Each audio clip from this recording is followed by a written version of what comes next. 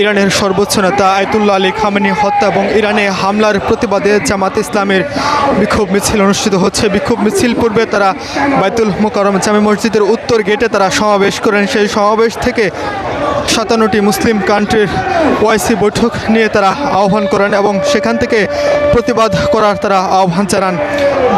বাইতুল মোকাররম থেকে বিক্ষোভ মিছিলটি নিয়ে পল্টন হয়ে বিজয়নগর হয়ে জামাত ইসলামের বিক্ষোভ মিছিলটি নিয়ে যাওয়া হচ্ছে।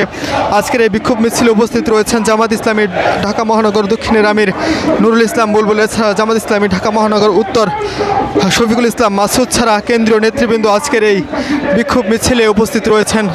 স্লোগানে তাদের যে প্রতিবাদ সেটি আজকে উঠে আসছেন এবং বলছেন যে ইরানে যে হামলা হচ্ছে, ইসরায়েল যে হামলা করছে, এই হামলা যদি এভাবে অব্যাহত থাকে পরবর্তীতে তারা ইসরায়েলের সকল পণ্য বয়কট করার কথা জানান। বিক্ষোভ মিছিল পূর্বে যে সমাবেশ হয় সেই সমাবেশ থেকে তারা এমন বক্তব্য দেন।